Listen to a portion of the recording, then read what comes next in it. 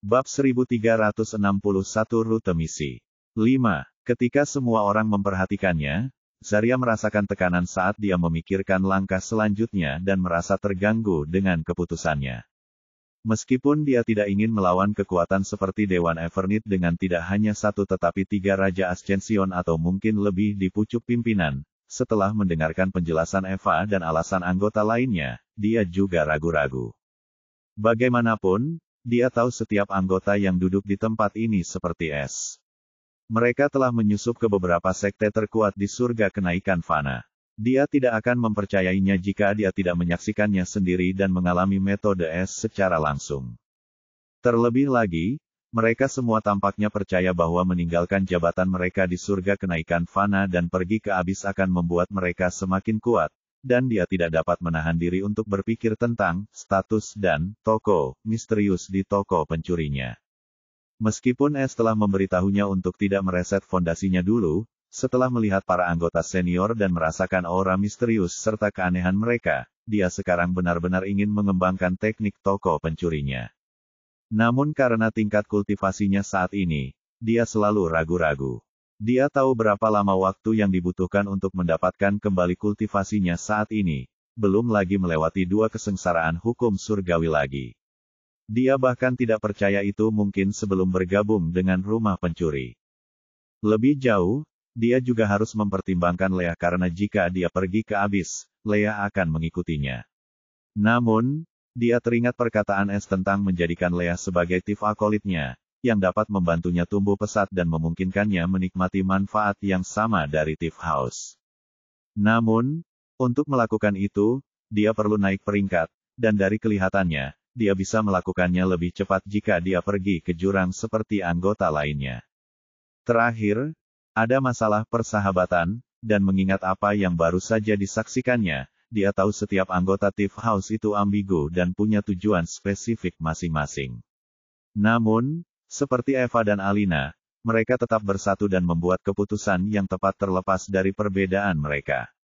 Dia tahu jika dia memilih menentang orang lain, semua anggota akan menentangnya, dan untuk beberapa alasan, dia merasa bahwa Es tidak memilih rute abis juga, tetapi karena apa yang terjadi sebelumnya, dia tidak dapat menunjukkan kebaikan atau membujuk orang lain. Dia perlu melakukan yang terbaik untuk seluruh Tiff House secara keseluruhan. Namun, dia yakin bahwa Es peduli dengan anggota DPR dan tidak ingin mereka terpecah belah dan saling dendam. Dia menghormati itu dan tanpa sadar ingin menjadi bagian sejati dari kelompok ini. Dia tersenyum menyebalkan sebelum berbicara dengan nada seperti preman, "Apa-apaan, aku akan mengikuti arus. Lagi pula, aku orang terkuat di sini saat ini, dan jika aku mundur, tidakkah kalian akan menganggapku pengecut?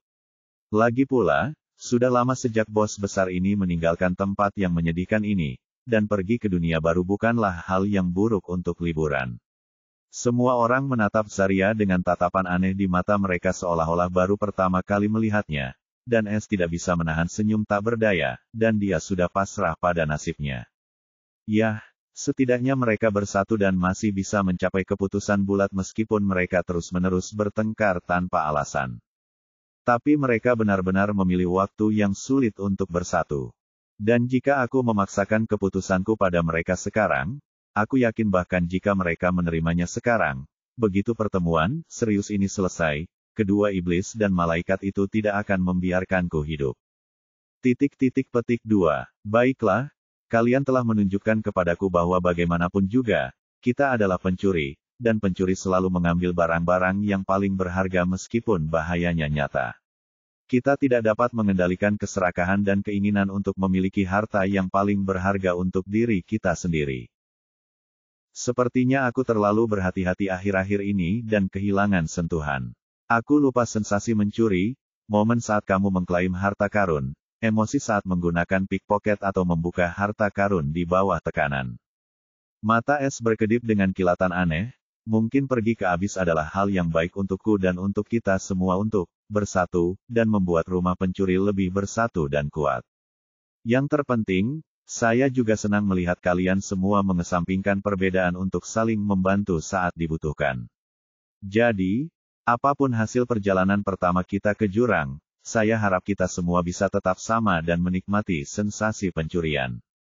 S bisa merasakan niat semua orang saat ini. Mereka semua gembira, dan sebuah kesadaran tiba-tiba mengejutkannya.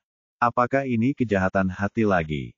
S tak dapat menahan perasaan bahwa itu adalah hal yang sangat mirip ketika dia terus-menerus berpikir berlebihan dan meragukan dirinya sendiri ketika dia melihat jalan takdir kematian. Sepertinya aku perlu lebih mengasah pikiranku, aku terus-menerus mengalami keraguan ini. Atau mungkin ada hal lain yang tidak kuperhatikan. S merenung saat dia tiba-tiba menjadi waspada. Namun tidak ada yang aneh, dan dia tahu bahwa jika ada sesuatu yang aneh, sistem akan menjadi yang pertama memperingatkannya kecuali ada sesuatu yang dapat lolos dari deteksi sistem atau, lebih buruk lagi, sistem bahkan tidak menganggapnya sebagai ancaman. Meskipun demikian, S tidak memiliki bukti atau apapun yang dapat dipikirkannya dan masih berpikir bahwa itu hanya dirinya yang sangat paranoid akhir-akhir ini. Selama aku bisa menjaga niatku tetap murni dan hati yang tak tergoyahkan, aku akan baik-baik saja. Matanya berkedip dengan kilau yang dalam saat dia merasakan jantung kultivasinya berkembang lagi. S tersenyum licik saat dia mengumumkan, karena semua orang ingin membuat kekacauan di Abyss of Wandering Souls, mari kita buat kekacauan dan buat debut yang tak terlupakan. Mari kita pilih rute misi Abyss. Saat S mengumumkan, sistem meminta konfirmasinya, dan tanpa ragu, S mengkonfirmasinya, tanpa ragu, dan setelah itu, antar muka di depannya dan semua orang langsung berubah. Bab 1362 Seri Misi Abyss, Misi 1. Termasuk S, semua orang melihat antar muka mereka sendiri, dengan sedikit perbedaan antara S dan anggota rumah. Sama dengan. Misi rumah, Seri Misi Abyss, panel pemimpin rumah. Seri Misi Abyss, Jurang Enteral pertama, Jurang Jiwa Pengembara. Total Abyss Mission di seri Eternal Abyss pertama, 3. Misi Abyss, pertama, rute seri Misi Abyss, tingkat kesulitan Abyss. Rute kesulitan Abyss, gambaran umum, rute seri Misi Abyss ini akan berputar di sekitar lingkaran Dewan Raja dari Dewan Evernit. Peserta misi, semua anggota Thief House. Catatan, rute kesulitan tidak dapat lagi diubah untuk seri Misi Abyss ini. Tanda hubung. Seri Misi Abyss, Misi 1, Rute Abyss untuk semua anggota rumah. Misi Rute Abyss, Ular di Lengan. Deskripsi, dahulu kala, Abyss abadi menaungi orang yang telah meninggal, tempat perlindungan tempat jiwa-jiwa yang hilang tertidur lelap. Namun, keheningan itu pecah, mereka datang. Kehadiran yang tak terlihat namun tak terbantahkan merayap ke dalam jurang, mengubah penghiburan menjadi penderitaan. Orang mati tidak lagi beristirahat, mereka mengembara, berbisik tentang apa yang pernah ada, terbelenggu dalam rantai yang tak terlihat. Namun, pertanyaannya tetap, apakah itu invasi atau undangan? Tanda hubung. Tugas utama, temukan sisa kuno murid ke-8 Dewa Ilmu Gaib Jahat dan umumkan lokasinya ke seluruh jurang jiwa pengembara. Persyaratan tambahan, 1. Semua anggota rumah harus berpartisipasi aktif dalam misi ini. Hadiah akhir untuk setiap anggota akan ditentukan oleh kelanjutan mereka. Persyaratan tambahan, 2. Selama misi ini, setiap anggota rumah diharuskan melakukan 1000 pencurian senilai setidaknya 1,5 juta poin rumah. Persyaratan tambahan, 3. Menjelang akhir misi ini, semua anggota rumah harus memiliki ketenaran seluruh domain di Abyss of Wandering Souls. Tanda hubung. Ini adalah status misi pribadi S, berbeda dengan anggota DPR. Persyaratan tambahan, 1. Anda harus memastikan semua anggota DPR harus berpartisipasi aktif dalam misi ini, dan hadiah akhir Anda akan ditentukan oleh kelanjutannya. Persyaratan tambahan, 2. Selama misi ini, ketua rumah diharuskan melakukan 5.000 pencurian yang terdiri dari 2.500 pencurian tingkat rendah, 1.500 pencurian tingkat menengah, dan 1.000 pencurian tingkat tinggi, dan setiap anggota rumah diharuskan melakukan 500 pencurian senilai setidaknya 1 juta poin rumah. Persyaratan tambahan 3. Menjelang akhir misi ini, ketua rumah harus memiliki setidaknya ketenaran seluruh dunia bintang 1, dan semua anggota rumah harus memiliki ketenaran seluruh domain di Abyss of Wandering Souls. Tanda hubung. Waktu, 10 tahun. Tanda hubung. Hukuman, akhir dari seri misi Abyss untuk semua orang, dan pengusiran dari Abyss of Wandering Souls. Kemajuan Anda, hanya untuk Eva, dalam Abyss of Wandering Souls, yang mencakup peringkat rumah, peringkat pencuri, poin rumah, dan toko rumah, akan disetel ulang. Tanda hubung. Hadiah. -1. 25 juta poin rumah untuk semua orang termasuk S, membuka misi berikutnya dalam seri misi Abyss. Tanda tanya. Hadiah tambahan bergantung pada penilaian akhir kinerja anggota DPR, pimpinan DPR. Sama dengan. Deskripsi macam apa ini? Selain itu, tugas kita adalah menemukan sisa kuno dari murid ke-8 Dewa Ilmu Gaib Jahat dan mengumumkan lokasinya ke seluruh Abyss of Wandering Souls. Lagi pula, bukankah ini Dewa Ilmu Gaib Jahat, Baphomet, yang disembah para iblis sebagai Dewa Iblis? Aku bahkan mendapatkan idola imannya dari perbendaharaan Edward, leluhur iblis, yang tidak hanya memberiku penguasaan hukum unsur 100% atas hukum ilmu gaib jahat dan dosa, yang jauh melampaui apapun yang pernah kulihat, dan peningkatan 5% dalam kegelapan secara langsung. Aku tidak pernah menyangka akan mendapatkan misi yang berhubungan dengan Dewa Ilmu Gaib Jahat secepat ini, dan kali ini, misinya adalah tentang murid dewa. Makhluk mengerikan macam apa yang bisa disebut sebagai murid dewa, dan mungkinkah Dewa Ilmu Gaib Jahat berada di dalam Abyss abadi? Namun, deskripsi tentang misi ini cukup meresahkan. Mata S berkedip karena penasaran saat seri misi Abyss menjadi semakin misterius, dan misi pertama seri ini terkait dengan sisa-sisa murid dewa. Namun ekspresinya berubah serius saat melihat 3 syarat tambahan untuk dirinya dan anggota keluarga. Syarat ini adalah mengumumkan keberadaan mereka ke seluruh Abyss. Mereka tidak bisa bersikap rendah hati. Namun, S tidak lagi menganggap ini sebagai bahaya karena dia akan baik-baik saja jika tidak ada yang tahu siapa Sky Stealer dan tidak tertangkap. Hanya saja itu akan membuat musuhnya waspada, tetapi karena tugas utama misi ini adalah menemukan sisa-sisa ini dan kemudian mengumumkan lokasinya ke seluruh Abyss of Wandering Souls. Ada juga cukup waktu untuk menyelesaikan tugas-tugas tambahan, dan selama semuanya cukup terkenal, menyelesaikan tugas utama akan lebih mudah. Semuanya tampak saling berhubungan. Namun S masih menyipitkan matanya saat melihat hukuman untuk Eva, dan dia bertekad untuk tidak membiarkan hal itu terjadi. Untuk hadiahnya, 25 juta poin rumah saja sudah cukup membuat semua orang senang, dan untuk S, ada 250 juta poin pencuri jika ia menukarkannya, dan mereka bisa mendapat lebih banyak lagi tergantung pada kinerja mereka. Terakhir, fungsi rumah hanya akan tersedia setelah menyelesaikan seluruh rangkaian misi Abyss. Setelah semua orang membaca rincian misi, mereka memberikan reaksi yang berbeda-beda. Kebanyakan dari mereka, terutama mata Zarya, sangat berbinar ketika dia melihat hadiah poin rumah.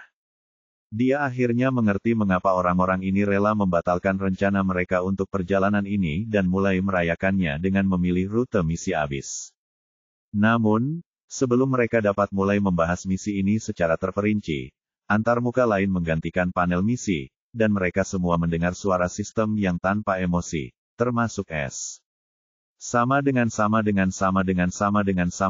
rangkaian misi Abyss telah berhasil diaktifkan, dan rute misi telah ditentukan. Pengumuman penting, 1. Semua anggota House kecuali Abyssal Architective diberikan 1 kali penggunaan gratis fungsi pengembalian House. Dengan itu, kalian semua dapat memanggil kembali akolektif kalian di dalam ruang kultivasi yang kalian hormati, tidak peduli jarak atau situasinya. Pengumuman penting, 2. Dalam 3 hari. Semua anggota House diharuskan berada di dalam ruang House Tif karena ketua House akan diteleportasi ke Abyss of Wandering Souls di lokasi yang tepat dari tempat Abyssal Architective dipanggil ke dalam pertemuan House. Pengumuman penting 3, menurut aturan dan regulasi nomor 35 dari seri misi Abyss, menurut tingkat kesulitan rute, petunjuk akan tersedia bagi pemimpin keluarga untuk dibeli dengan poin keluarga ketika kondisi misterius tertentu terpenuhi selama misi. Karena ini adalah rute Abyss yang sulit, petunjuk baru akan tersedia untuk dibeli dalam waktu terbatas di awal setiap misi selama seri misi ini. Bab 1363 Identitas sebenarnya dari target Noah. S dan anggota asrama tercengang oleh pengumuman ini. Meskipun mereka tahu akan pergi ke Abyss of Wandering Souls, mereka tidak menyangka itu akan terjadi hanya dalam waktu 3 hari. Namun, mereka semua tertarik dengan fungsi pengembalian rumah.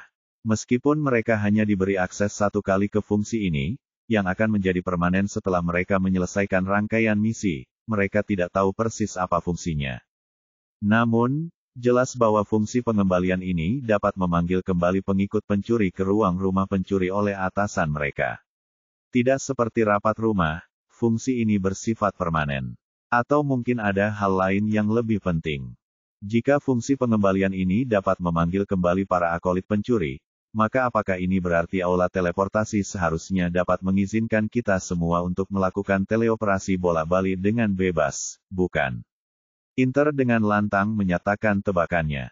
Seharusnya seperti ini. Aku senang kita memilih rute ini, setidaknya kita bisa mendapatkan kedua fungsi ini.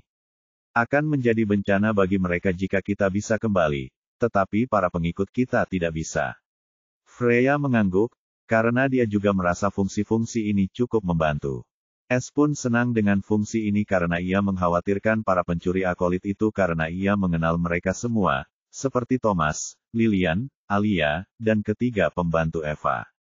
Namun, dia tidak dapat menggunakan fungsi utama rumah untuk melawan mereka.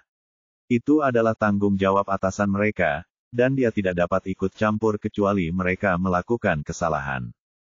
Ia lalu melirik Zarya, yang tampak terkejut. Ia tahu Zarya kini mungkin yakin untuk membiarkan Leah bergabung dengan Thief House. Dengan cara ini, ia dapat memastikan keselamatan Leah. Baiklah, semuanya. Aku tahu sebagian besar dari kalian ingin membahas misi ini. Namun karena kita sudah diberi tenggat waktu, sebaiknya kita membuat persiapan dan menggunakan 3 hari ini untuk mengurus segala sesuatunya. Kita akan membahas misi ini di pertemuan berikutnya, dan tempatnya adalah Abyss of Wandering Souls. FLOKITOTO. Para anggota rumah mengangguk setuju bahwa 3 hari tidaklah cukup. Mereka semua tahu bahwa mereka tidak akan kembali dalam waktu yang lama, jadi semua rencana mereka akan ditunda. Meskipun demikian, mereka masih bisa mempersiapkan diri untuk kepulangan mereka. Mengenai pengiriman mereka kembali, S masih dapat menggunakan fungsi pertemuan rumah, tetapi sistem tersebut untuk sementara menghapus batasannya. Dia yakin itu akan kembali normal begitu mereka memasuki jurang. Jadi, dia mengirim Freya, Inter, dan Alina kembali, sedangkan Alina hanya setuju untuk pergi setelah dia berjanji sepenuhnya bahwa dia akan mendengarkannya sendiri tanpa alasan apapun begitu dia kembali. Dia pun membuatnya berjanji untuk menjaga jarak dari Eva, yang hanya disambut dengan tawa iblis, dan dia hanya bisa mengertakkan gigi dan bersumpah untuk kembali sesegera mungkin. S hanya tersenyum kecut saat mereka berdua kembali melakukan kejenakaan mereka saat pertemuan itu berakhir. Tetap saja, dia baik-baik saja dengan itu selama itu tidak akan mempengaruhi seluruh Thief House. Zarya juga memutuskan untuk kembali menutup toko sambil diam-diam mempersiapkan surat untuk Falcon. Meskipun dia tidak memiliki niat baik terhadap Falcon, dia telah mengawasi kedua saudari itu selama yang dia ingat. Jika mereka menghilang untuk waktu yang lama, dia tahu Falcon mungkin akan menjungkirbalikkan seluruh Great Crown Domain, karena dia tahu identitas asli lelaki tua itu. Meskipun demikian, dia tahu Flaken akan tetap membuat keributan besar dan mungkin mulai mencarinya. Namun, setidaknya dia tidak akan histeris seperti ini, dan dia sudah punya alasan yang cukup bagus untuk menghilang secara tiba-tiba. Kilatan nakal melintas di matanya saat dia menatap S sebelum menghilang. Mengapa aku merasa kedinginan? S tiba-tiba merasa ada yang tidak beres saat Zarya menghilang, tetapi dia tidak dapat menjelaskannya. Sekarang, dari semua anggota keluarga, hanya Eva dan Noah yang tersisa. Eva tidak diizinkan untuk kembali, dia juga tidak dapat memanggil pembantunya. Sistem telah mengumumkan bahwa S akan diteleportasi ke tempat Eva berada sebelum datang ke sini. Adapun Noah, dia menatap S dan mengalihkan pandangannya seraya berkata, "Tolong kirim aku kembali." S berkata dengan tegas, "Apa gunanya kembali? Panggil saja Thomas ke sini, terlalu berbahaya bagimu untuk kembali ke persekutuan pembunuh iblis setelah kau membunuh pemimpin mereka dan orang lainnya." Mungkin juga berbahaya bagi Thomas karena dia punya hubungan denganmu. Namun, Noah menggelengkan kepalanya, aku tidak akan berada dalam bahaya lagi. Setelah aku membunuh para penyergap itu, aku menemukan token ini di cincin pendukung di belakang pemimpin guild. Silakan lihat. Noah kemudian membalikkan tangannya dan muncullah sebuah token merah berbentuk pentagram, kelima ujung token tersebut terukir karakter hitam, bulan, bintang, jiwa, darah, dan neter, dan di bagian tengah pentagram tersebut terdapat sebuah rune emas gelap yang bertuliskan, Vien. Saat Es melihat tanda ini, matanya terbelalak, Eva juga tercengang karena dia pernah melihat tanda yang familiar ini sebelumnya. Bukankah itu token yang kau tunjukkan pada kami dengan semua teknik itu karena semuanya cocok dengan milik persekutuan pembunuh iblis, dan kemudian Noah mengambil teknik-teknik itu karena dia tertarik untuk menemukannya. Tanya Eva karena dia telah menebak sesuatu. Es tercengang saat itu. Ia mengetuk meja, dan sesuatu muncul tepat di depannya. Itu adalah token berbentuk pentagram lain dengan desain dan karakter yang sama. Namun, ada perbedaan yang signifikan, token ini tampaknya memiliki aura yang aneh. Karakter, Moon, di atasnya ditulis di tengah pentagram dengan, Vien, dan sebagai ganti, Moon Rune, ada, separuh bulan hitam, yang terukir di sana. Noah dan Eva langsung menyadari perbedaannya, dan matanya menyipit karena dia tahu tebakannya benar. Pemimpin itu memberitahuku bahwa token ini milik gumpalan jiwa sisa Raja Iblis Bulan yang kau temui di surga pertama, dan teknik-teknik itu juga milik Raja Iblis Bulan ini. Sekarang, token yang sama ini telah muncul di punggung pemimpin serikat, dan setelah menyelidiki, aku yakin itu milik organisasi utama di balik serikat pembunuh iblis. Noah berbicara dengan percaya diri, kau seharusnya tahu tentang nama organisasi ini, kan? Noah dan Eva tertarik, terutama yang terakhir karena dia juga ingin tahu tentang identitas asli Raja Iblis Bulan. Tidak lagi bodoh, Noah juga sudah lama menduga bahwa gelar Raja mungkin bukan sekadar pernyataan biasa atau sombong. Orang itu mungkin adalah Raja Kenaikan yang mengerikan dari suatu sekte raja. Mata Es berkilat rumit saat melihat token itu. Dia hanya menunjukkannya dengan harapan dia bisa menemukan sesuatu di persekutuan pembunuh iblis karena teknik dan keterampilan mereka cocok dengan warisan di cincin luar angkasa Raja Iblis Bulan, dan sepertinya dia benar. Namun, setelah bergabung dengan artefak Inferno Guardian Sect, Es menemukan bahwa sekte menyembunyikan semua jenis informasi dan bukti identitas dalam lencana ini. Ketika dia mengutak-atik lencana ini, dia langsung menemukan bahwa lencana itu benar-benar tepat sasaran. Sekarang, Noah juga telah menemukan token ini. Tuangkan ki spiritualmu ke dalam rune Vien di tengah, lalu sentuh setiap rune penunjuk tokenmu satu persatu. Perintahnya tanpa mengungkapkan apapun. Mata Noah berbinar karena menyadari saat dia tahu Es ingin mengonfirmasi keaslian token miliknya. Dia mengikuti instruksi Es, dan begitu dia menyentuh tanda bintang pada token itu, kata-kata berdarah tiba-tiba terpancar di atasnya, pelaksana kultus 56 dari lingkaran luar kultus Raja Iblis Darah Neter. 1364 Hutang Pembunuh. Mata Noah berkedip dingin ketika dia melihat identitas pendukung pemimpin guild dan bergumam, jadi, guild pembunuh iblis didirikan oleh salah satu dari 3 kejahatan surga kenaikan fana. 3 kejahatan dari surga kenaikan fana. Kedengarannya seperti sesuatu yang mungkin diciptakan oleh pencuri jahat kita. Seru Eva dengan sedikit nada sarkasme. Es tidak membantah pernyataan Eva karena memang ada benarnya, tetapi dia sedang tidak ingin bercanda, dan dia tahu pengetahuan Eva tentang surga kenaikan fana terbatas. Jadi, Es membuat slip bintang dan menyerahkannya ke Eva sehingga dia bisa mendapatkan informasi baru, terutama tentang jalur ortodoks dan heterodoks. Dia kemudian menatap Noah sementara Eva menyerap informasi itu dan berkata, sekarang setelah kau tahu bahwa kultus Raja Iblis Darah Neter berada di belakang persekutuan pembunuh iblis, aku tidak bisa mengirimmu kembali. Lagi pula, kau telah membunuh salah satu anggota mereka. Tidak peduli apapun jenis transaksi gelap yang dilakukannya, dia tetaplah anggota resmi mereka sementara kau hanyalah seseorang dari organisasi cabang. Mereka mungkin akan mengeksekusimu dengan gembar-gembor untuk menghapus penghinaan ini.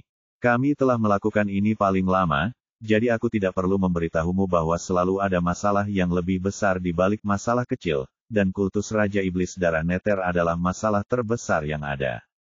Lagi pula, tempat di mana pintu masuk rumah pencuri berada sekarang adalah pusat istana mahkota Raja Rune dan pion lain dari kultus Raja Iblis Darah Neter, Sekte Raja Bulan Berdarah. Anda hanya bisa membayangkan betapa kuatnya kultus Raja Iblis Darah Neter dengan memiliki sekte raja di bawah kendali mereka, belum lagi sekte itu hanya satu di antara banyak sekte lainnya. Faktanya, keenam sekte terkuat di surga kenaikan fana memiliki kekuatan seperti itu. Awalnya, aku berencana untuk menargetkan kultus Raja Iblis Darah Neter, tetapi sekarang aku senang aku tidak melakukannya karena keenam sekte ini tidak mudah untuk dimasuki. Dan bahkan jika kau berhasil masuk ke dalamnya, itu penuh dengan bahaya dan faktor, kau bahkan tidak dapat membayangkannya karena mereka memiliki raja kenaikan yang hidup. FLOKITOTO. Bahkan di tempatku tinggal saat ini hanyalah kota sekte istana mahkota Raja Rune, dan aku telah memasuki Zarya, puncak penguasa kenaikan. S menghela napas dan berkata, jadi, tidak perlu terburu-buru lagi. Sekarang setelah kita tahu tentang kultus Raja Iblis Darah Neter dan akarnya yang dalam, kita selalu dapat menargetkan mereka setelah kembali dari abyss. Terutama dengan token Moon Fian King. Token ini adalah kunci untuk menyusup ke Nether Blood Fian King Cult, dan aku yakin Moon Fian King sudah merencanakannya sejak lama karena dia meninggalkan sesuatu yang mengarah langsung ke kekayaan Cult. Itulah sebabnya aku ingin menargetkan mereka sejak awal. Perkataan S mengejutkan Noah. Ia hanya bisa membayangkan betapa kayanya salah satu dari 6 sekte terkuat di surga kenaikan fana, dan semua anggotanya berusaha merampok organisasi semacam itu. Mata Eva berbinar-binar penuh petualangan saat dia menyadari status 6 sekte paling kuat, yang mungkin merupakan Dewan Malam Surga kenaikan fana. Namun, S sudah memiliki metode di tangannya yang mungkin bisa menguras seluruh kekayaan sekte Raja Iblis Darah Neter. Pada saat ini, Noah akhirnya mengalah, karena S sudah punya cara untuk masuk ke kultus Raja Iblis Darah Neter, dia tidak perlu khawatir. Namun, masih ada satu hal yang belum dipertimbangkan S. Aku setuju dengan saran pemimpin, tetapi kamu harus membawaku bersamamu saat kamu pergi ke kultus Raja Iblis Darah Neter. Karena itu seharusnya menjadi targetku berikutnya, dan itu sangat berbahaya, aku bisa menjadi cadanganmu. Noah menyarankan dengan tulus. Dia akan pergi, jangan khawatir. Eva menyetujui atas nama S sebelum dia bisa, dan dia meliriknya dengan ragu, merasa dia sedang merencanakan sesuatu. Noah tidak membaca yang tersirat karena S tidak membantahnya, yang berarti dia akan menepati janji Eva. Lalu tiba-tiba dia meminta, sekarang tolong kirim aku kembali. S terperangah dan ingin memarahinya ketika Eva tiba-tiba memihak Noah. Sekarang tujuan utamanya sudah ditetapkan, dia mungkin ingin menyelesaikan apa yang sudah dia mulai, kan? Eva tersenyum ambigu, dan Noah mengangguk tanpa ragu, cahaya dingin bersinar di matanya. Tiba-tiba S tersadar, ia langsung menebak apa yang sedang direncanakan Noah sekarang karena persekutuan pembunuh iblis sudah tidak berguna lagi. Baiklah, aku tidak akan menghentikanmu untuk mendapatkan poin rumah. Tapi hati-hati. Sekte itu mungkin tahu tentang anggota mereka yang sudah mati, dan mereka seharusnya bisa melacak mereka dengan token itu. Jadi, tinggalkan saja di ruang kultivasimu, selama di dalam rumah pencuri, mereka tidak bisa melacak apapun. Tetapi mereka akan bereaksi cukup cepat karena Anda hanya punya waktu paling lama 1 hari, dan saya akan memanggil Anda kembali setelah 24 jam entah Anda suka atau tidak. Oh, dan jika kau punya beberapa orang berbakat untuk mengisi 2 posisi akolit yang tersisa, bawa saja mereka kembali karena kau membutuhkan mereka untuk meningkatkan peringkat keluargamu. Jangan batasi dirimu hanya karena kau ingin bekerja sendiri, kami juga butuh semua bantuan yang bisa kami dapatkan di abyss. S memberitahu Noah dengan penuh arti sebelum mengirimnya kembali tanpa menunggu Noah protes atau setuju. Dia juga mengeluarkan misi rumah untuk memastikan Noah akan mengikuti perintahnya dengan serius. Begitu Noah pergi, S menghela napas lega sambil terjatuh lesu ke kursinya seakan kelelahan setelah berurusan dengan semua anggota rumah, dan dia tahu dia masih punya banyak hal yang harus dipersiapkan. Pada saat ini, Es tiba-tiba merasakan tubuh yang ringan dan lembut tumpang tindih dengan tubuhnya sendiri. Tubuh itu dipenuhi dengan kehangatan dan aroma yang memabukkan, dan wajah yang menawan menutupi pandangannya. Bisikan lembut yang penuh nafsu bergema di telinganya, "Kau berutang banyak padaku, sayang. Jadi, sebelum yang lain kembali, maukah kau membayar sebagian utangmu padaku?" Jantung Es berdegup kencang saat suara wanita itu yang memikat membangkitkan hasratnya yang terpendam. Kemudian dia tersenyum lebar dan memeluk pergelangan tangan wanita itu yang ramping. "Yah, sepertinya kita punya masalah besar karena kamu juga berutang padaku.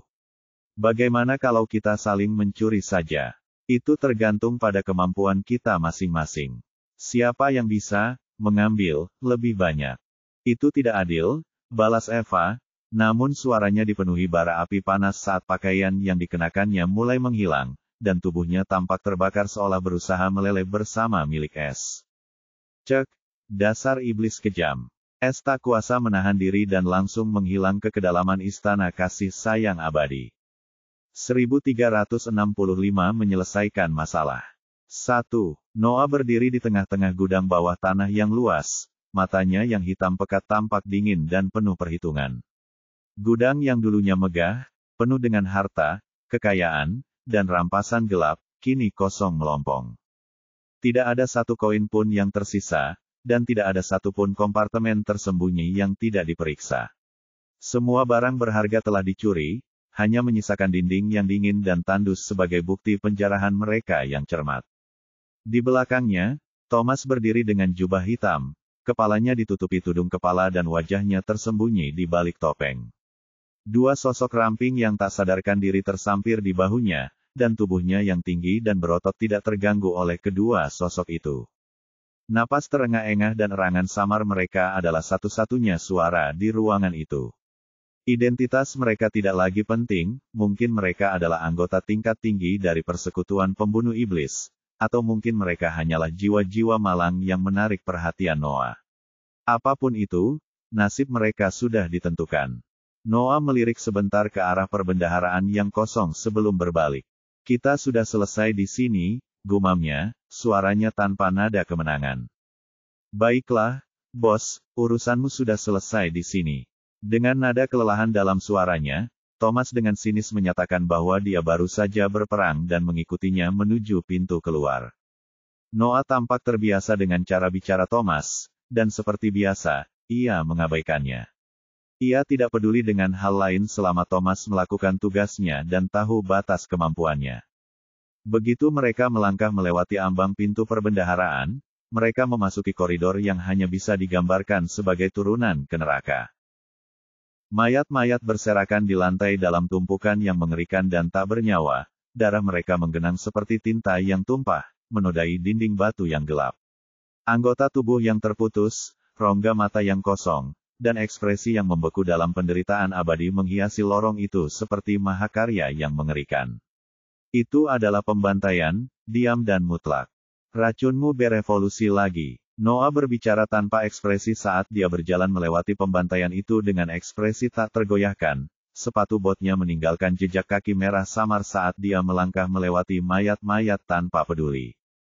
Meskipun sikapnya biasa acuh tak acuh, Thomas tidak dapat menahan diri untuk tidak melirik kehancuran itu sambil menyeringai geli dan berkata dengan bangga, "Ini semua berkat bajingan-bajingan keji ini, oh, dan juga berkat keanggunan dan kecerdasan kalian."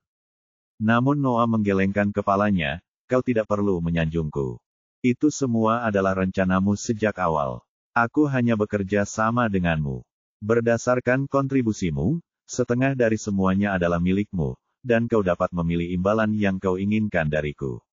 Aku hanya senang membantu. Selama bos berjanji untuk tidak gegabah di masa mendatang, itu saja yang kuinginkan.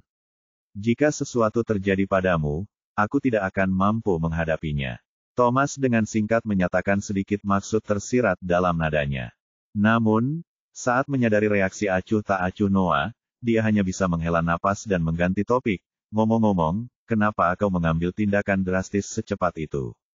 Kupikir kita akan menunggu sampai kau bergabung dengan organisasi rahasia di balik guild.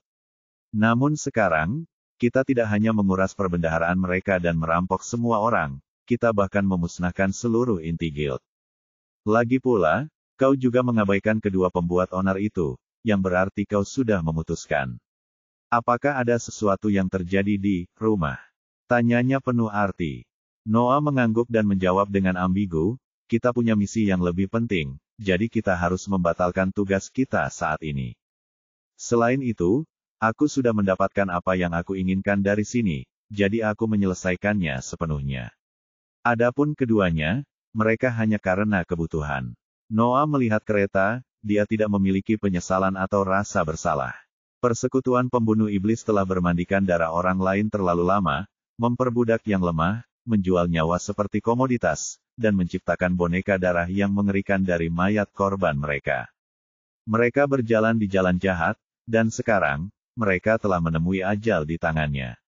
Markas bawah tanah, yang dulunya penuh dengan kehidupan dan bisikan-bisikan tentang kontrak-kontrak yang mematikan, telah menjadi kuburan, makam kesunyian dan penyesalan. Dengan pandangan terakhir ke reruntuhan kekaisaran yang dibangun atas dasar pembunuhan, Noah melangkah maju. Sudah waktunya untuk pergi. Tanda hubung, tanda hubung, tanda hubung. Alina muncul di tengah ruangan putih. Ruangan itu polos dan sederhana, dengan satu-satunya pengecualian adalah dindingnya, yang dipenuhi cahaya mistis yang memancarkan aura pedang. Setiap cahaya tampak hidup. Saat Alina muncul, dia menatap ruangan putih dan semua niat pedang itu, dan kilatan rumit melintas di matanya. Kemana saja kau tadi? Sebuah suara lembut dan halus terdengar dari dalam ruangan, dan niat di balik suara itu langsung bergetar, seolah dilanda ketakutan. Mata Alina berkilat karena khawatir ketika suara itu berdering. Sebelum dia bisa menjawab, seorang wanita seperti peri yang mengenakan gaun putih muncul di depannya. Rambut panjangnya benar-benar putih, matanya abu-abu cerah, dan bekas pedang berkilauan di dahinya. Tuan, Alina buru-buru menyapa dengan hormat. Meskipun dia tahu menerima pemanggilan rapat rumah bisa menimbulkan komplikasi, dia hanya berpikir itu tidak akan menjadi masalah besar selama dia kembali dengan cepat. Bahkan jika seseorang memperhatikan, Lilian sedang berjaga di luar ruang kultivasi pribadinya. Namun, dia tidak menyangka wanita ini tidak hanya mendeteksi hilangnya dirinya tetapi juga muncul di sini untuk menginterogasinya.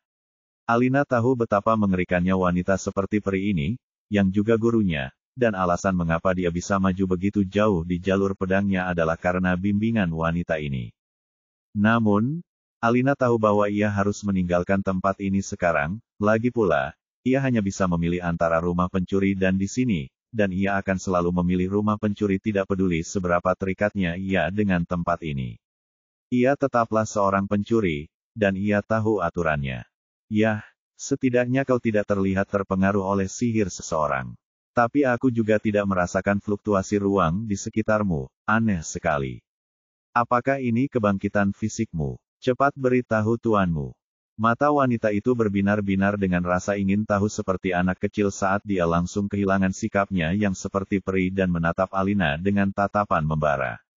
Dia bahkan tampak tidak peduli dengan hilangnya Alina secara tiba-tiba. Alina tersenyum kecut saat melihat ekspresi kekanak-kanakan tuannya di hadapannya dan merasa agak tidak berdaya.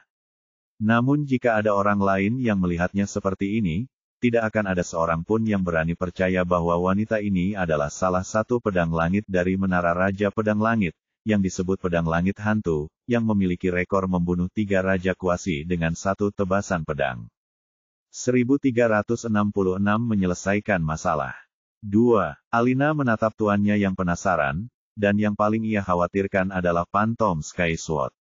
Bagaimanapun, Phantom Sky Sword memiliki identitas bergengsi dan status tinggi di Sky Sword King Tower. Bukan hanya karena identitas atau kehebatan bertarungnya sebagai seorang kultivator pedang murni, melainkan karena Phantom Sky Sword telah mendapatkan gelar Sky Sword, yang secara langsung membuatnya menjadi pesaing untuk menjadi pewaris Executioner Sky Sword berikutnya. Menara Raja Pedang Langit adalah sekte kultivator pedang murni, dan merupakan sekte dengan kekuatan serangan terkuat di surga kenaikan fana. Sekte lain tidak berani memprovokasi kultivator Menara Raja Pedang Langit karena ada aturan mutlak Menara Raja Pedang Langit, yang membuat mereka mendapat julukan orang gila. Aturannya sederhana, jika anggota Menara Raja Pedang Langit menghunus pedang, mereka harus membunuh musuh atau mati saat mencoba, bahkan jika Anda melawan 10 atau bahkan puluhan ribu. Mereka bisa hidup dengan membunuh lawan atau mati karena pedang. Hal yang paling gila adalah bahwa Menara Raja Pedang Langit bahkan mendorong orang luar untuk menantang murid-murid mereka selama mereka berada di alam yang sama. Tidak ada batasan pada tahapan sama sekali. Namun meskipun demikian, sangat sedikit yang memprovokasi mereka karena para pembudidaya pedang dari Menara Raja Pedang Langit adalah musuh yang menakutkan. Mereka membunuh lawan mereka dengan efisiensi tercepat dengan menyerang dengan serangan terkuat mereka sejak awal, dan jika mereka entah bagaimana gagal, mereka hanya akan menjadi lebih kuat dan lebih gila. Adapun orang gila yang menetapkan aturan seperti itu, tidak lain adalah pendiri Menara Raja Pedang Langit, Algojo Pedang Langit, juga dikenal sebagai Raja Pedang dan pembudidaya terkuat dari surga kenaikan fana pada masanya. Ketika Alina tiba di Menara Raja Pedang Langit dengan bimbingan gulungan giok pedang langit, dia tidak menyadari apa artinya memiliki gulungan giok pedang langit saat itu. Warisan Menara Raja Pedang Langit, juga dikenal sebagai teknik terkuat dari surga kenaikan fana, disebut kanon pedang langit, dan teknik rahasia pedang langit juga merupakan bagian dari kanon pedang langit. Akan tetapi, hanya seseorang dengan gulungan giok pedang langit yang dapat mempraktikkan teknik ini tanpa seluruh kanon pedang langit, dan hanya ada 9 gulungan giok seperti itu karena orang lain mungkin dapat merekam teknik rahasia pedang langit. Namun, yang lain tidak dapat mengolahnya tanpa seluruh kanon pedang langit. Alasan dibalik fenomena aneh ini adalah karena 9 gulungan pedang langit giok ini diciptakan secara pribadi oleh Algojo Pedang Langit ketika Raja Pedang hendak melampaui batas, dan dengan kehebatannya yang tiada taraf, Raja Pedang menyebarkan 9 gulungan ini di lokasi yang tidak diketahui. Tidak hanya itu, dia juga mengumumkan di seluruh surga kenaikan fana bahwa dia telah meninggalkan seluruh warisannya, alam rahasia pedang langit. Kunci untuk mendapatkannya tidak lain adalah 9 gulungan giok yang dibuat oleh raja dan kemudian disebarkan ke seluruh negeri. Bahkan seluruh Menara Raja Pedang Langit pun terkejut dengan kejadian ini. Bagaimanapun, Algojo Pedang Langit adalah pendiri Menara Raja Pedang Langit, jadi alam rahasia pedang langit harus diserahkan kepada mereka. Namun, Raja Pedang yang eksentrik membuat keputusan yang mengejutkan ini sebelum ia pergi ke alam yang lebih tinggi. Sejak saat itu, kisah ini menjadi terkenal. Selama bertahun-tahun, Menara Raja Pedang Langit telah mencari kemana-mana untuk mendapatkan 9 gulungan giok itu, bahkan mengumumkan hadiah yang tak terhitung jumlahnya bagi siapapun yang berhasil menemukannya. Namun, Menara Raja Pedang Langit tidak menyangka bahwa saat mereka menemukan gulungan giok pedang langit yang pertama, saat mereka mengambilnya dari orang yang menemukannya, gulungan itu menunjukkan tanda-tanda penghancuran diri. Karena khawatir, mereka mengembalikan gulungan itu kepada orang yang menemukannya, dan baru setelah itu gulungan itu kembali normal. Setelah itu, mereka menemukan bahwa gulungan pedang langit giok ini dibuat dengan kekuatan yang sangat besar, bahkan Raja Kenaikan tidak dapat melihatnya, dan mereka menyimpulkan bahwa itu ada hubungannya dengan alam di atas Raja Kenaikan. Gulungan giok tersebut tampaknya memiliki kekuatan misterius yang dapat mengantarkan mereka kepada pemiliknya yang ditakdirkan, dan hanya orang yang mereka anggap layak yang dapat melihat isi gulungan giok tersebut. Kalau ada orang yang mencoba membukanya, meski memenuhi syarat yang ada di dalam gulungan giok, tapi gulungan giok itu sendiri tidak mengakui mereka dan tidak mau terbuka, maka gulungan itu akan langsung membunuh orang yang mencoba membukanya dengan paksa, atau kalau orang itu kuat, maka gulungan itu akan menunjukkan tanda-tanda kehancuran. Setelah penemuan ini, Menara Raja Pedang Langit tidak berani lagi menginginkan gulungan giok tersebut dan menggunakan pendekatan lain, yaitu menerima orang yang menemukan gulungan giok pedang langit tersebut dan mengolah kitab suci pedang langit hingga ke alam penguasa kenaikan. Mereka akan menganugerahkan status pedang langit kepada orang tersebut. Hanya ada 9 kursi pedang langit, dan siapapun yang membawa kembali gulungan giok pedang langit dan mengolah kanon pedang langit hingga alam penguasa kenaikan akan dianugerahi kursi ini. Status ini hanya berada di bawah Tower Master dari Sky Sword King Tower. Jadi, selama bertahun-tahun, Menara Raja Pedang Langit menggunakan pendekatan ini untuk mengumpulkan para pewaris gulungan giok pedang langit, dan mereka bahkan menemukan bahwa begitu gulungan giok benar-benar mengakui seseorang yang layak, gulungan itu tampaknya mengarahkan orang itu kembali ke pedang Raja Pedang Langit. Menara Raja Pedang Langit bahkan lebih gembira dengan penemuan ini, dan mereka tidak lagi mencari gulungan giok pedang langit. Bahkan jika pewaris gulungan giok mengalami suatu kecelakaan, Master Menara akan membuang gulungan giok tersebut secara acak untuk melanjutkan prosesnya. Sebelum kedatangan Alina, Menara Raja Pedang Langit telah mengumpulkan maksimal 7 pewaris gulungan giok pedang langit dalam satu generasi. Pada generasi saat ini, sudah ada 8. Jadi, ketika Alina tiba, ke-9 gulungan giok pedang langit dikumpulkan untuk pertama kalinya sejak pedang langit Algojo menyebarkannya. Orang pertama yang mendeteksi Alina juga Phantom Sky Sword karena dia juga merupakan Sky Sword terkuat di antara ke-9 orang itu dan mungkin seseorang dengan peluang tertinggi untuk memperoleh warisan Executioner Sky Sword. Namun, itu jauh lebih mudah diucapkan daripada dilakukan karena, meskipun 9 gulungan giok telah terkumpul, Sky Sword Realm tidak muncul, yang membuat para petinggi sangat khawatir. Namun, Phantom Sky Sword kemudian menyarankan bahwa untuk membuka Sky Sword Realm, pewaris mungkin perlu menguasai sepenuhnya Sky Sword manual di Jade Scroll. Ini juga masuk akal dan merupakan satu-satunya kemungkinan karena hanya 4 dari 9 yang menguasai manual pedang langit hingga benar-benar menguasainya. Karena tidak ingin kehilangan kesempatan emas ini, Menara Raja Pedang Langit memutuskan untuk mencurahkan seluruh sumber dayanya kepada 5 pewaris terakhir ini. Mereka bertekad untuk membawa pulang warisan pedang langit Sang Algojo. Pada saat itulah Phantom Sky Sword menemukan penguasa pedang Pureyin milik Alina yang bernama Fantastic Fisik. Walaupun Phantom Sky Sword tidak tahu secara pasti seperti apa bentuk tubuh fantastis yang dimiliki Alina, dia yakin kalau itu ada hubungannya dengan jalur pedang, karena Phantom Sky Sword juga memiliki bentuk tubuh fantastis yang berhubungan dengan jalur pedang. Itu juga merupakan hari ketika Phantom Sky Sword yang biasanya dingin dan menyendiri, yang tidak memiliki apapun kecuali pedang di hatinya, mengambil Alina sebagai muridnya dengan paksa. 1367 menyelesaikan masalah. 3. Bergabung dengan Menara Raja Pedang Langit bukanlah rencana Alina sama sekali, itu lebih merupakan sebuah kecelakaan daripada niatnya yang sebenarnya. Pertama, gulungan giok pedang langit bukanlah gulungan yang menuntunnya ke Menara Raja Pedang Langit, melainkan indera pencuri langitnya yang mengaktifkannya. Kedua, Alina tahu tentang alam pedang langit yang disebutkan dalam gulungan giok, jadi ketika indera pencuri surgawinya tiba-tiba tertarik pada gulungan giok pedang langit, dia pikir dia mungkin bisa masuk ke sana tanpa memerlukan kunci lainnya. Namun dia jatuh ke tangan Menara Raja Pedang Langit, atau lebih tepatnya, Pedang Langit Hantu. Alina ingin melarikan diri, tetapi Star dengan serius memperingatkannya tentang kekuatan mengerikan dari Phantom Sky Sword, jadi dia tidak menunjukkan perlawanan apapun dan ikut bermain. Selain itu, karena Phantom Sky Sword sangat kuat dan juga memiliki fisik jalur pedang yang fantastis, Alina juga menganggapnya sebagai kesempatan untuk mempelajari lebih lanjut tentang jalur pedang dan meningkatkan kecepatan kultivasinya. Phantom Sky Sword juga tidak mengecewakan. Phantom Sky Sword tidak hanya mengajari Alina dengan tulus, tetapi dia juga memberinya kebebasan yang cukup untuk berbuat semaunya, dan dengan memanfaatkan prestise dan status Sky Sword King Tower, Alina berhasil meningkatkan peringkat rumah pencurinya secara bertahap. Terlebih lagi, Alina baru saja mengetahui seluruh kebenaran tentang gulungan giok pedang langit dari Phantom Sky Sword.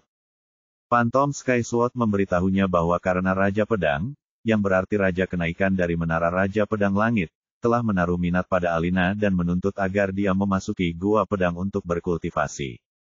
Jika itu adalah orang lain di seluruh surga Kenaikan Fana, mereka akan terkejut, menari dengan gembira, dan melompat pada kesempatan untuk diajari secara pribadi oleh Raja Kenaikan. Keberadaan yang sulit dipahami ini jarang menunjukkan dirinya kepada dunia. Namun, bagi Alina, hal itu lebih seperti kemalangan karena Alina selalu waspada terhadap orang-orang kuat yang menunjukkan kebaikan tanpa alasan karena masa lalunya dengan leluhur darah. Dia bahkan tidak sepenuhnya percaya pada Phantom Sky Sword, yang biasanya ceroboh dengan hal-hal yang tidak berhubungan dengan pedang dan ingin tahu seperti anak kecil jika menyangkut pedang. Itulah sebabnya Alina telah lama merencanakan rute pelariannya sebelum rapat rumah. Namun hal itu lebih mudah diucapkan daripada dilakukan, lagi pula, dipanggil oleh Raja Pedang bukanlah suatu lelucon, bahkan pedang langit hantu yang biasa berkuasa tidak berani melawan Raja Pedang. Alina seharusnya berangkat ke Gua Pedang Raja Pedang dalam waktu kurang dari sebulan, dan untuk memastikan tidak ada hal yang tidak diinginkan terjadi atau tidak ada penundaan, Alina dilarang meninggalkan sekitar Menara Raja Pedang Langit. Dia dan Lilian masih dalam proses bertukar pikiran ketika pemanggilan itu terjadi, dan Alina menerimanya. Dia tidak hanya merindukan es, tetapi dia juga menginginkan nasihatnya karena dia tidak dapat memikirkan cara lain untuk menghentikan pertemuannya dengan Raja Pedang. Dia tahu bahwa jika Raja Pedang memiliki motif seperti leluhur darah, hasilnya mungkin akan sama. Selain itu, dia adalah seorang titian surgawi yang berpura-pura menjadi seorang pemburu, dan jika entah bagaimana Raja Pedang mengetahui garis keturunannya, semuanya akan berakhir baginya. Namun, tanpa diduga, rangkaian misi habis dimulai, dan kini, dia tidak perlu khawatir lagi untuk melarikan diri dari Menara Raja Pedang Langit. Namun, dia tidak menyangka akan bertemu dengan tuannya setelah kembali. Sekarang dia tahu Phantom Sky Sword mungkin sedang mengawasinya, atau mungkin itu hanya kebetulan karena Phantom Sky Sword datang dan pergi sesuka hatinya. Petik 2. Apakah ini kebangkitan fisikmu? Cepat beritahu tuanmu. Sekarang, melihat ekspresi Phantom Sky Sword yang seperti anak kecil, Alina tidak ingin mempercayai bahwa gurunya memiliki motif tersembunyi, tetapi dia tidak akan mempercayainya sepenuhnya karena bahkan orang tuanya pernah menipunya. Satu-satunya orang yang dia percayai untuk membutakannya adalah es. Ya, aku tidak tahu, tapi tiba-tiba aku masuk ke suatu tempat yang aneh dan bermimpi lama sekali. Tapi kemudian tiba-tiba, mimpi itu hancur, dan aku kembali ke sini. Alina dengan halus membuat alasan sambil memanfaatkan kata-kata Phantom Sky Sword sendiri. Mata Phantom Sky Sword berbinar karena terkejut saat dia bertanya, mimpi macam apa itu? Apakah kamu membangkitkan kemampuan baru? Atau apakah kamu menghancurkan alam Sword Heart? Alina kewalahan dengan pertanyaan-pertanyaan itu, dan dia tahu bahwa semakin banyak dia berbicara, semakin besar kemungkinan Phantom Sky Sword mengetahui kebohongannya. Lagi pula, berbohong di depan Half King sama saja dengan bunuh diri, terutama jika Half King menggunakan Law Sense-nya. Meskipun Alina tidak mendeteksi apapun, dia masih jauh lebih lemah daripada Phantom Sky Sword, jadi bahkan jika yang terakhir menggunakan beberapa trik, dia tidak akan pernah tahu sebelum terlambat. Entahlah, semuanya kacau. Kurasa aku butuh waktu sendiri untuk mencerna mimpi aneh ini, dan mungkin aku bisa memahami sesuatu, aku hanya punya firasat aneh. Dia kembali menjawab dengan ambigu sambil menunjukkan ekspresi yang rumit. Alis Phantom Sky Sword sedikit mengernyit sebelum menempelkan jarinya di pergelangan tangan Alina. Alina tidak menolak karena dia tahu Phantom Sky Sword mungkin akan memeriksa tubuhnya. Saat ini, Alina adalah seorang kultivator bela diri murni karena tenaga mengalir melalui tubuhnya. Namun, entah mengapa, siapapun yang melihat tenaganya hanya menganggapnya sebagai ki. Ini cukup aneh, tetapi tetap sangat menguntungkan bagi Alina. Phantom Sky Sword melepaskan pergelangan tangan Alina dan berbicara dengan sedikit ketidakpastian, kimu masih sama, dan tubuhmu juga tampak baik-baik saja. Sword Heart-mu juga tidak berkembang. Satu-satunya hal yang tidak dapat kukatakan adalah fisikmu yang fantastis. Tapi ini aneh. Aku belum pernah mendengar atau melihat catatan tentang fisik fantastis yang langsung memasuki mimpi dengan fisik aslinya. Pukul 20.43. Saat ini, Alina yakin bisa membunuh seorang Ascension Lord Bintang 1 sambil dengan percaya diri melarikan diri dari seorang kuasa Grand Lord. Namun, dia masih belum sebanding dengan seorang Ascension Grand Lord sejati. Phantom Sky Sword melepaskan pergelangan tangan Alina dan berbicara dengan sedikit ketidakpastian, kimu masih sama, dan tubuhmu juga tampak baik-baik saja. Sword Heart-mu juga belum berkembang. Satu-satunya hal yang tidak dapat kukatakan adalah fisikmu yang fantastis. Namun, ini aneh. Aku belum pernah mendengar atau melihat rekaman tentang fisik fantastis yang langsung memasuki mimpi dengan fisik asli mereka. Yah, kami tidak dapat mendeteksi fisik fantastismu dalam catatan kami, jadi mungkin itu keunikan fisikmu. Karena fisikmu menunjukkan tanda-tanda kebangkitan, kami tidak dapat menunda untuk memasuki Gua Pedang.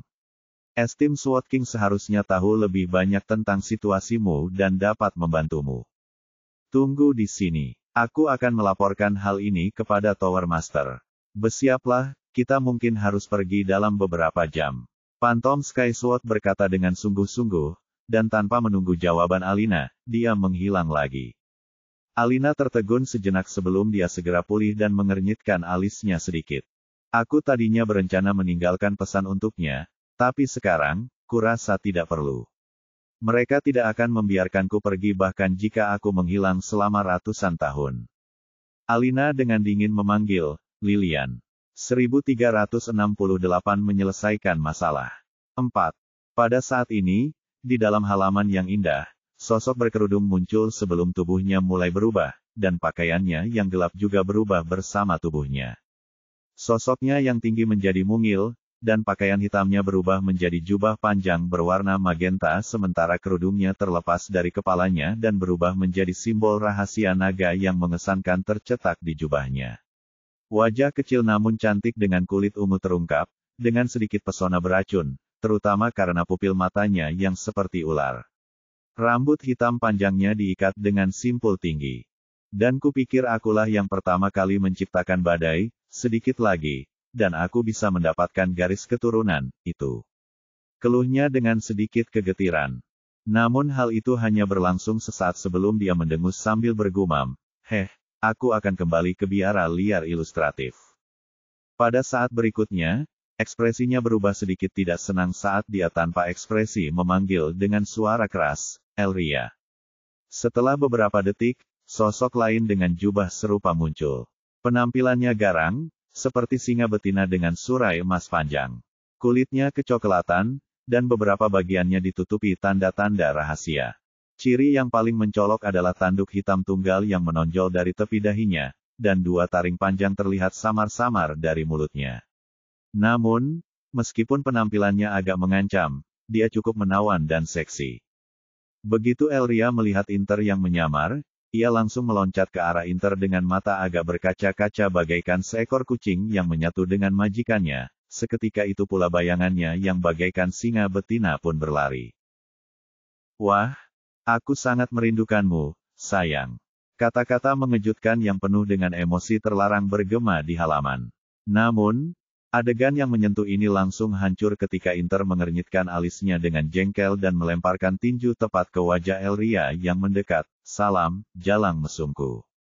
Pukulan Inter mengirim Elria terpental, namun anehnya, tanda bibir yang sejajar sempurna tercetak di buku-buku jari Inter. Sikap Inter hancur saat dia merasakan sensasi basah di buku-buku jarinya. Dia menemukan tanda itu dan menggigil. Bulu kuduknya berdiri saat dia melihat Elria, yang merangkak dengan tatapan melamun namun membingungkan di matanya.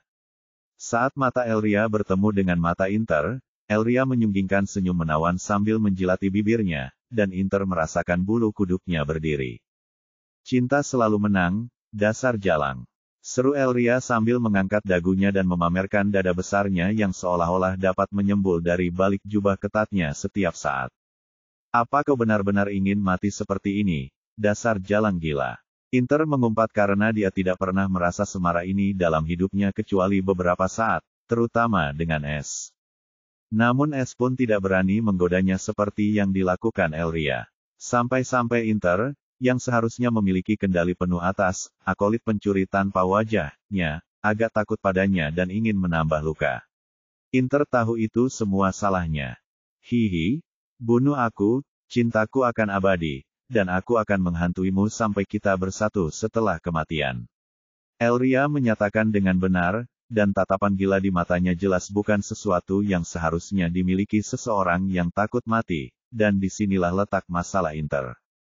Yang paling menyebalkan adalah meskipun Inter sangat ingin menyingkirkan binatang mesum ini, Elria tetap menjadi bagian penting dalam rencananya, dan wanita gila ini terlalu berbakat dan setia untuk disia-siakan. Jadi, yang bisa dilakukan Inter hanyalah bertahan dan berharap untuk mendidik ulang Elria. Dia bahkan mencari cara untuk mencuci otak Elria dengan meminta bantuan Freya. Sambil menahan keinginannya untuk mencekik wanita gila itu, Inter berkata dengan dingin dengan tatapan penuh arti di matanya, kita akan meninggalkan biara untuk waktu yang lama. Mata Elria tiba-tiba berkedip ketika ekspresi tongkat cintanya langsung berganti dengan ekspresi penuh perhitungan, tampak seperti orang yang sama sekali berbeda.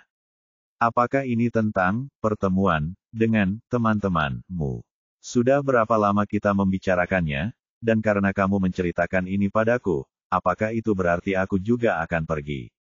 Bagaimana dengan dua gadis manis lainnya? Bibir Inter berkedut saat dia pura-pura tidak mendengar bagian terakhir dan berkata, kita semua perlu bertahan hidup minimal beberapa dekade dan maksimal 1,5 abad. Atau aku bisa saja berakhir dalam 1 dekade. Aku tidak bisa mengungkapkan detailnya di sini. Sedikit keterkejutan melintas di mata Elria, dan dia menjadi tegas, bahkan jika aku menggunakan beberapa cara, hukuman maksimal yang bisa kuberikan kepada kita adalah 50 tahun. Setelah 50 tahun, kita akan dinyatakan sebagai pengkhianat, dan biara akan mengeluarkan surat perintah tingkat merah di seluruh surga kenaikan fana. Dan kau tahu bahkan keenam kekuatan itu akan memanfaatkan kesempatan untuk membuat biara berutang budi pada mereka seperti ini. Jadi, kecuali kita berencana untuk tidak pernah kembali, yang kita berdua tahu itu mustahil. Itulah sebabnya kau harus mengakhiri semuanya dalam 50 tahun atau bersiap untuk memulai dari awal. Apapun yang kau pilih, kami akan mengikutimu. Elria berkata dengan sungguh-sungguh, dan entah bagaimana, dia memegang tangan Inter seolah-olah itu adalah hal yang paling wajar. Inter meringis saat dia menepis tangan Elria sebelum berkata, tidak masalah. 50 seharusnya lebih dari cukup jika semua orang mengerahkan segenap kemampuan mereka, terutama karena ini melibatkan seseorang yang sangat dipedulikan oleh pemimpin gagah berani kita.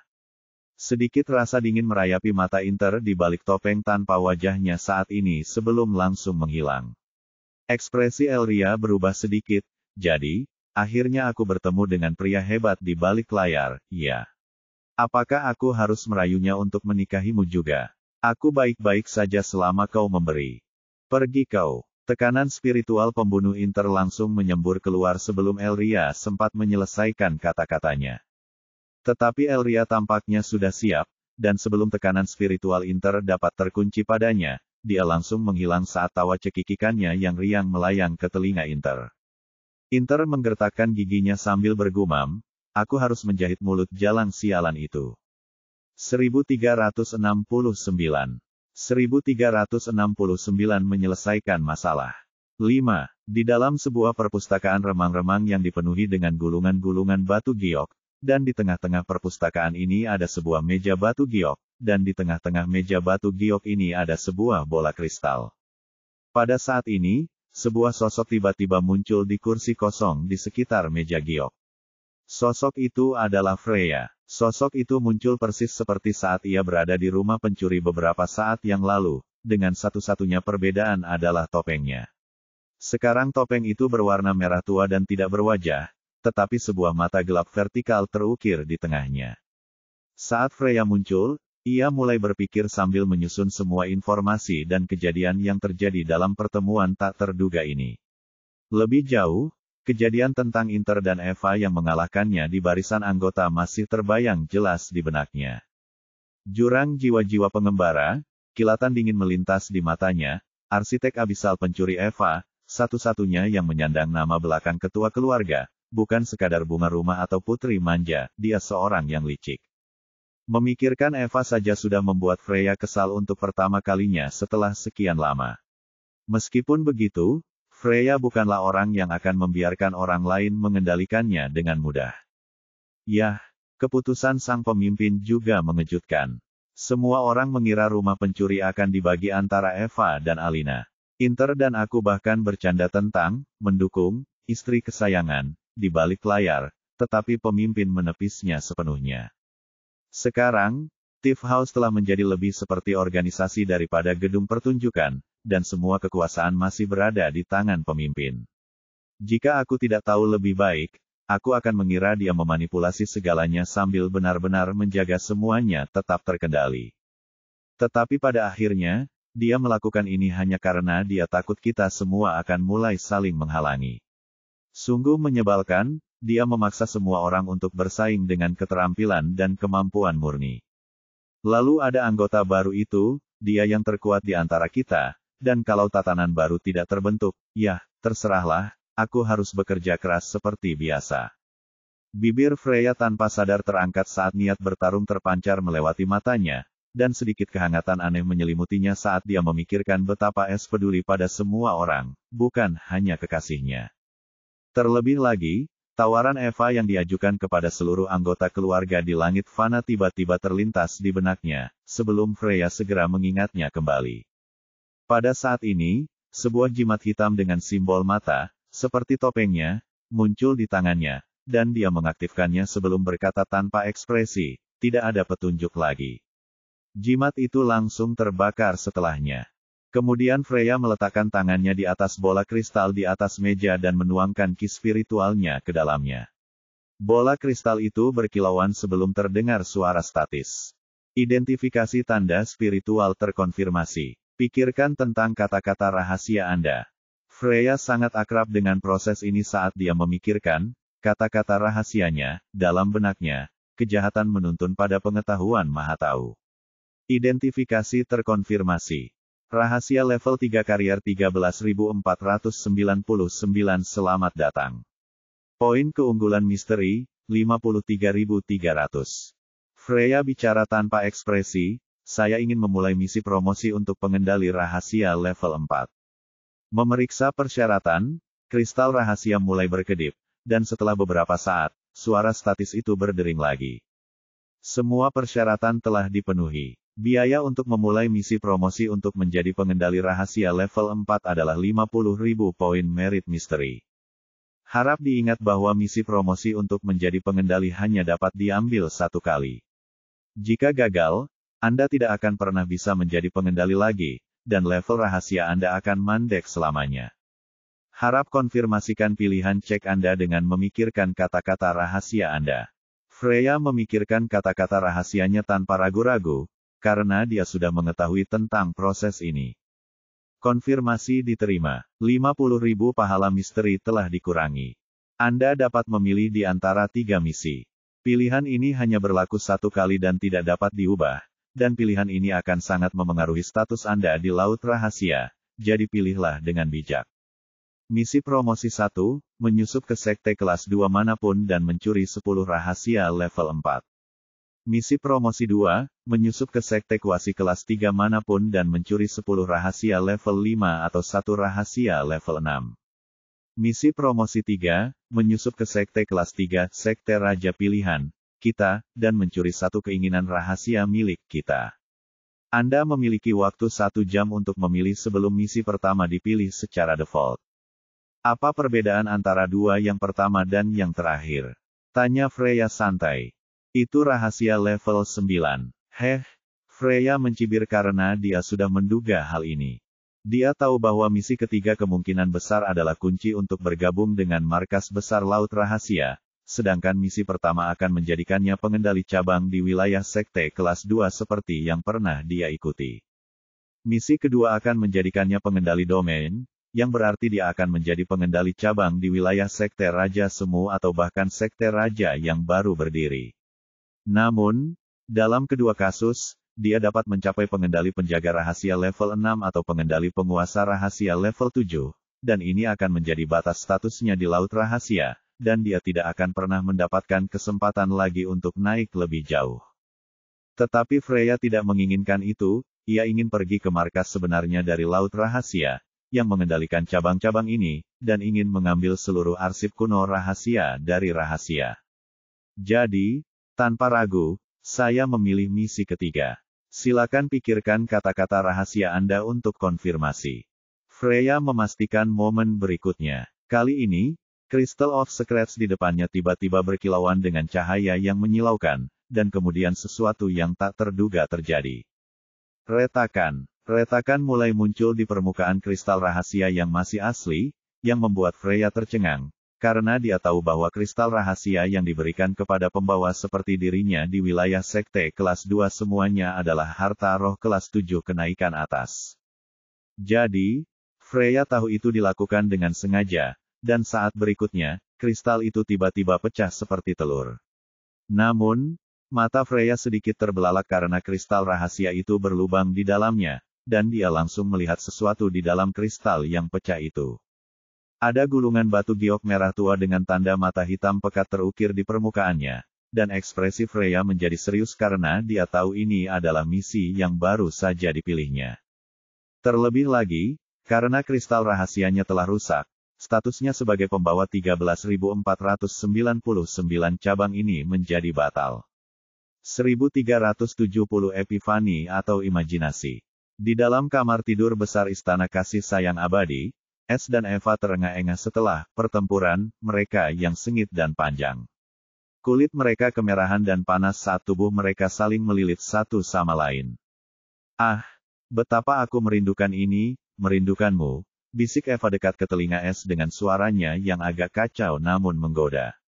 Es dengan penuh kasih menjawab dengan gembira, aku sangat merindukanmu, tetapi aku lebih khawatir tentang keselamatanmu. Tampaknya, Black Fox sama sekali tidak kehilangan kontak. Ketika Eva mendengar Black Fox, secercah nostalgia muncul di matanya yang melamun, dan kenangan pahit manis masa lalunya terlintas di benaknya. Apa itu Black Fox? Dia hanya budak As Herkelby dan keluarga Grand. Sekarang namanya Eva, Evil Venerable Angel. Balas Eva sambil menggigit daun telinga Es pelan. Haha, baiklah, ampun. Es tertawa sambil berpura-pura terluka sebelum mereka mulai saling menggoda lagi, dan ruangan itu dipenuhi tawa dan cinta. Setelah beberapa saat, Es menatap Eva, yang kini menyandarkan kepalanya di dada Es seolah mendengar detak jantungnya. Matanya terpejam, dan wajahnya dipenuhi senyum lembut. Dia ragu sejenak sebelum bertanya, katakan sejujurnya, Ordo Baru Tiff House, sudah berapa lama kau merencanakan ini? Dan jangan coba-coba berbohong padaku.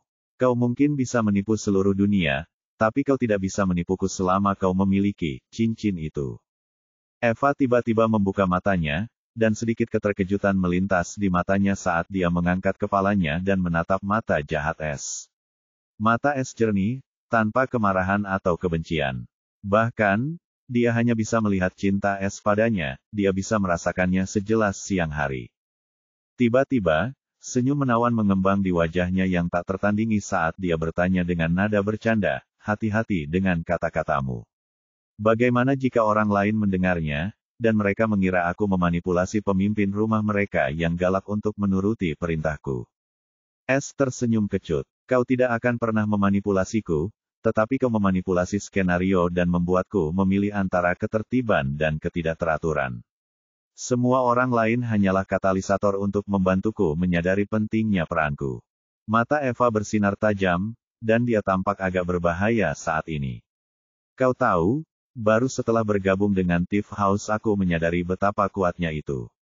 Namun, ketika kau mengungkapkan kebenaran di balik kekuatan yang mengerikan ini, aku tidak lagi menganggapnya sebagai keberuntungan, melainkan kemalangan.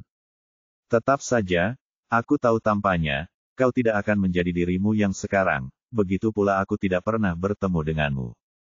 Jadi, aku bersyukur kepada itu, namun di saat yang sama, aku membenci itu, karena mengendalikan hidup dan matimu seperti ini, dan aku takut. Namun, apa yang bisa dilakukan manusia seperti kita selain melawan takdir dan mengatasi takdir kita? Namun, untuk melakukan itu, Anda tidak bisa lagi bersikap lembut dan baik hati. Anda harus bersikap tanpa ampun dan tegas untuk mendapatkan kendali atas kekuatan ini. Tiff House adalah alat Anda, bukan tanggung jawab Anda. Semua aturan dan regulasi itu adalah untuk Anda, bukan untuk kami. Aturan dan regulasi itu ada karena satu alasan, untuk memberi Anda kendali penuh atasnya. Tapi kamu terlalu baik kepada orang-orang yang kamu sayangi, bahkan jika mereka tidak memiliki pemikiran yang sama tentangmu atau hanya mengikutimu karena takut akan posisimu dan takut akan kematian. Mata Es menyipit saat dia menatap Eva, kamu tahu apa yang kamu katakan, kan? Itu hanya kabar angin. Tidak, bukan itu masalahnya. Eva menggelengkan kepalanya pelan, sama seperti sekarang, kau mungkin sudah tahu apa yang kulakukan sejak lama, tetapi kau menolak untuk percaya bahwa aku akan melakukan sesuatu terhadapmu, jadi kau mengabaikannya begitu saja. Baru setelah semua yang terjadi kau mengakuinya dan masih ragu untuk menghadapiku. Jadi, katakan padaku, mengapa kau tidak menghentikanku saat kau menyadari bahwa aku sedang merencanakan sesuatu atau menghadapiku begitu saja? Aku percaya padamu. S menjawab tanpa ragu, sama seperti aku percaya pada setiap anggota Tiff House lainnya. Eva tiba-tiba mencibir dingin. Baiklah, berikan aku jawaban yang jujur. Jika suatu hari nanti aturan dan tata tertib rumah pencuri tidak ada lagi, apakah kau masih akan mempercayai mereka semua? Kecuali aku, Alina, dan mari kita sertakan Noah juga. Tapi bisakah kau sepenuhnya mempercayai Freya, Inter, dan anggota baru itu dengan hidupmu tanpa aturan dan tata tertib itu? Mata S berkedut sedikit, Eva telah membuatnya benar-benar terdiam, dan kepercayaan dirinya beberapa saat yang lalu tiba-tiba goyah. Tanpa peraturan dan tata tertib rumah pencuri, sesungguhnya aku tidak akan pernah bisa mempercayai Freya dan Inter, apalagi Zarya, yang masih menyimpan dendam kepadaku. Merasakan keraguan S, Eva mendesah. Lihat, meskipun awalnya kau percaya diri, saat aku menyingkirkan sumber kepercayaan dirimu, sifat aslimu sebagai pencuri secara naluriah mengambil alih. Selain itu, aku punya spekulasi lain, atau bisa dibilang itu hanya imajinasiku, tetapi sejak aku memikirkannya, aku tidak bisa menyingkirkannya seolah-olah itu sudah mengakar dalam pikiranku. Kau mau mendengarnya? S terkejut karena, saat ini, ia bisa merasakan sedikit ketakutan di hati Eva. Ia bertanya, katakan padaku. Lagi pula, siapa yang mau menjadi pencuri dengan rela atau menjalani seluruh hidupnya dalam ketakutan akan kematian bersama orang lain atau hidup di bawah bayang-bayang seseorang yang memiliki kendali atas hidup dan mati mereka? Pukul 20.45. Eva menarik napas dalam-dalam sebelum dia membagi spekulasinya. Sejak kau mengungkapkan asal-usul pencuri surga, aku terus berpikir dan memperhatikan semuanya dengan saksama, terutama rumah pencuri. Dan tepat ketika aku sedang menganalisis peraturan untuk memastikan tidak ada celah yang bisa dieksploitasi orang lain, tiba-tiba saja aku mendapat sambaran petir. Saya berpikir, musuh Anda itu, yang telah memukuli dan membunuh para pendahulu Anda entah sudah berapa lama meskipun mereka memiliki semua kekuatan, kemampuan, dan bahkan rumah pencuri di bawah komando mereka.